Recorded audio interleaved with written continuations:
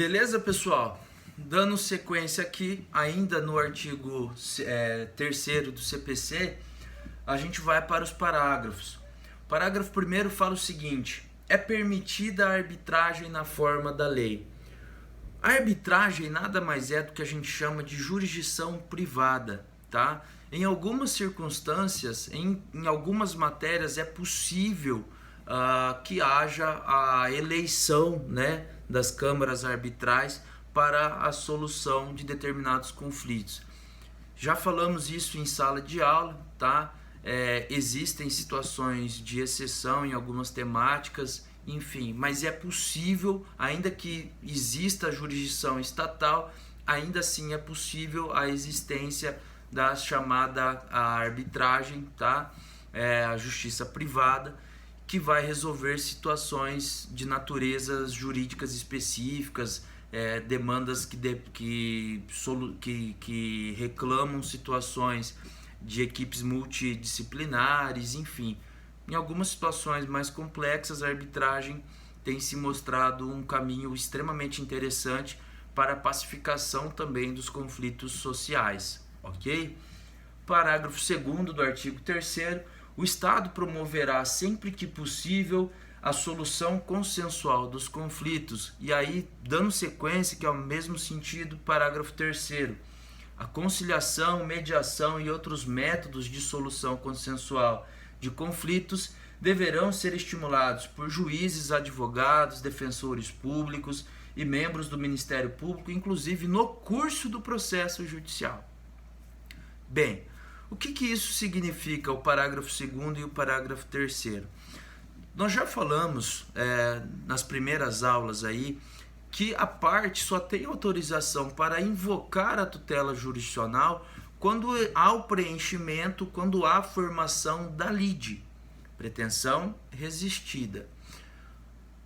Nós já vimos também no artigo 17 do Código de Processo Civil, que vai tratar das condições da ação, que para ingressar com uma ação em juízo, a parte tem que ter legitimidade e interesse processual. Interesse processual é justamente a demonstração de que a existência do processo é crucial para que você alcance a pretensão do qual você está ingressando em juízo.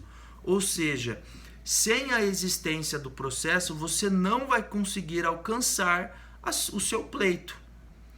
Em outras palavras, quando você vai ingressar em juízo, você precisa demonstrar ao juiz que você tentou, de várias formas,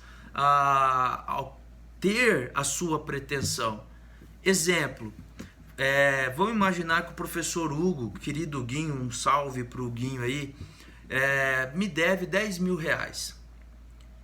Eu não posso simplesmente já entrar com uma ação de cobrança em desfavor do Hugo. Pelo artigo 17 do CPC, eu preciso necessariamente, por isso condições da ação, eu preciso mostrar para o juiz que eu tentei receber esse valor do Hugo, mediante mensagens de WhatsApp, trocas de e-mail, com pessoas testemunhando essa cobrança, e que eu não tive êxito nessa situação.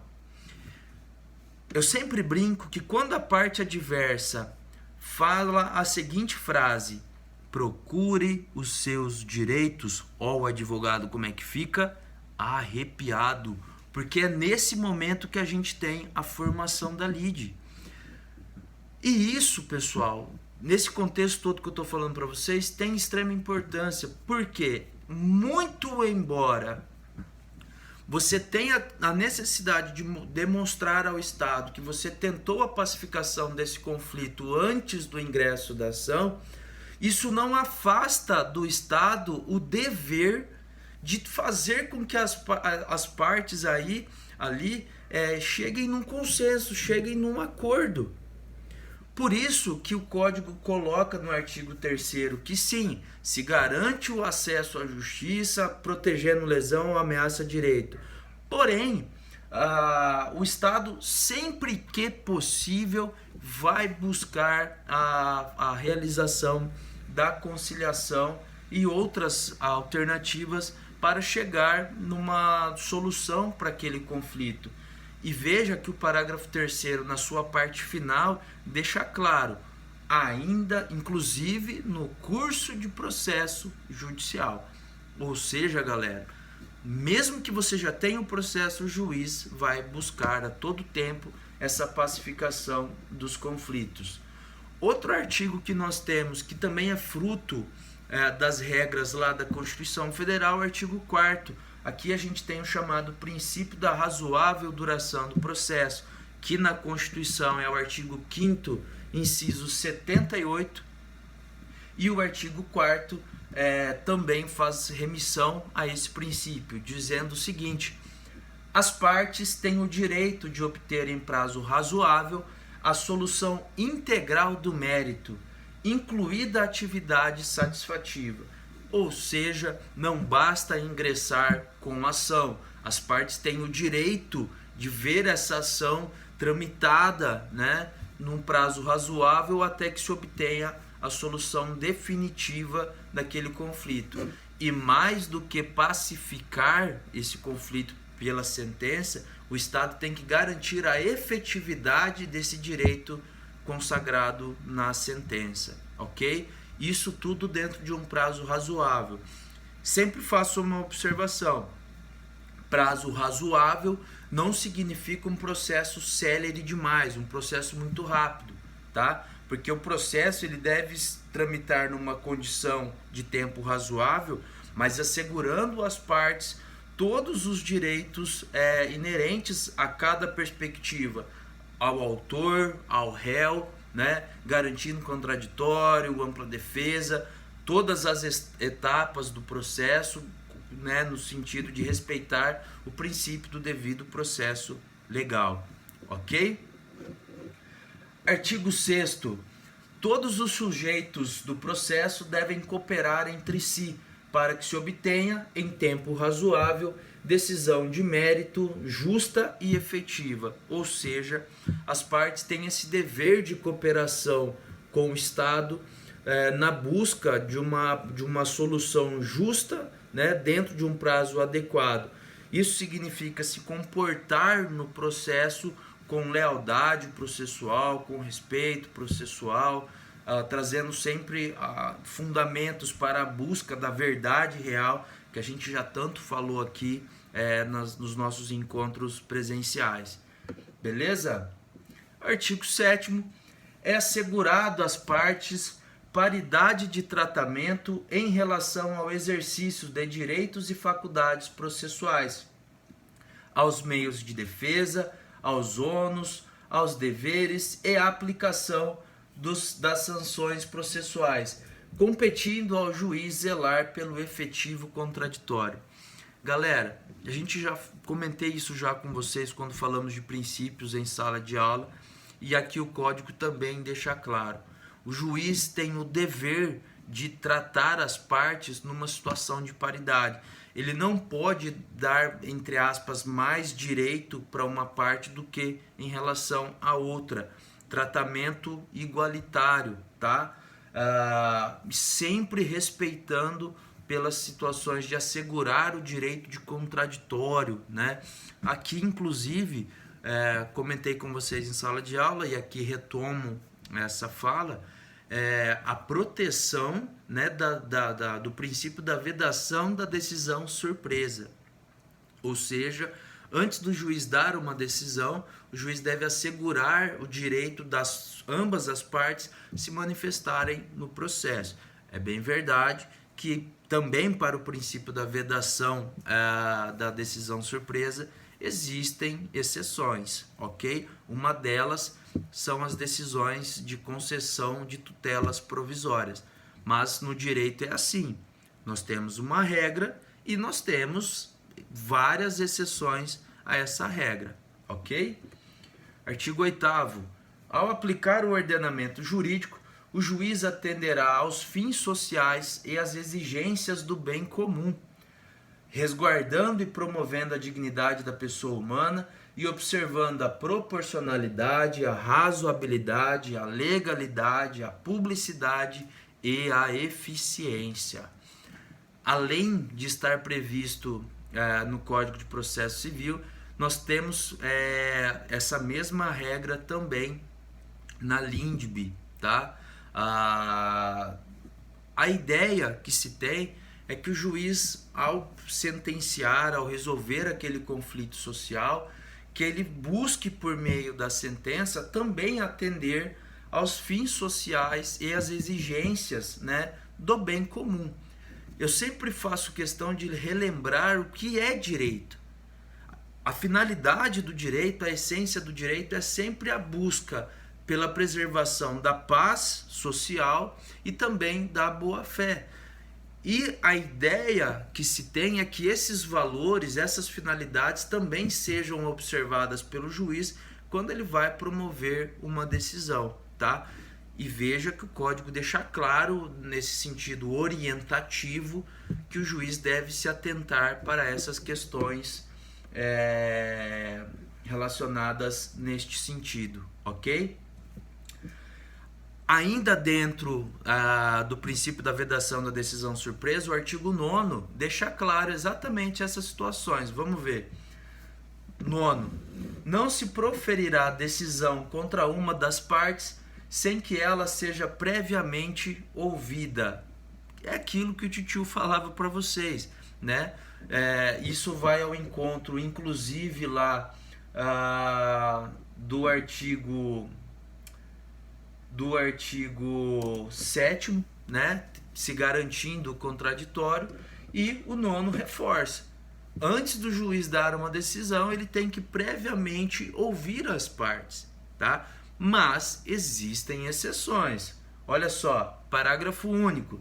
O disposto no caput não se aplica. Tutela provisória de urgência. As hipóteses de tutela de evidência previstas nos artigos 311, incisos 2 e 3, e também a decisão prevista no 701.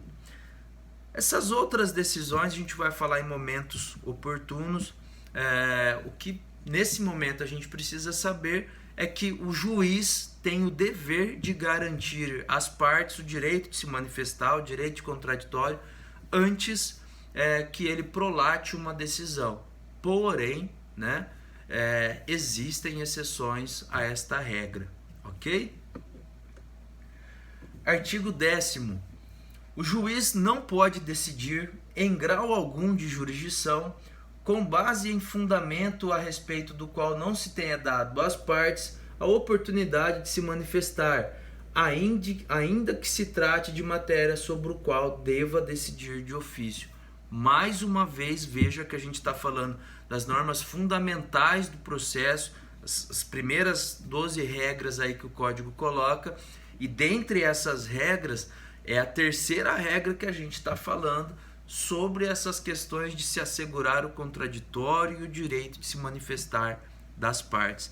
Isso é muito importante, por isso que o código coloca nesses 3 artigos aí, dentro dessa estrutura de normas fundamentais, o direito assegurado das partes se manifestarem, ainda que o juiz deva conhecer em algumas circunstâncias de ofício, tá? Artigo 11. Todos os julgamentos todos os julgamentos dos órgãos do Poder Judiciário serão públicos e fundamentadas todas as decisões sob pena de nulidade. Já comentei com vocês a respeito disso também em sala de aula. Aqui a gente tem inclusive referência do artigo 93, inciso 9 da Constituição Federal, que é o dever que o Estado tem de explicar às partes o que levou o Estado, porque o juiz está ali representando o Estado, o que levou o Estado a tomar aquela decisão. Por que ele entende que o autor tem direito? Por que ele entende que os argumentos apresentados pelo réu não foram tão convincentes assim? As testemunhas que participaram do processo, que apresentaram seus relatos, o que foi convincente para o juiz, o que não foi, enfim, tudo o que aconteceu no curso do processo e que levou o Estado à tomada daquela decisão, o juiz deve obrigatoriamente fundamentar a sua decisão, tá?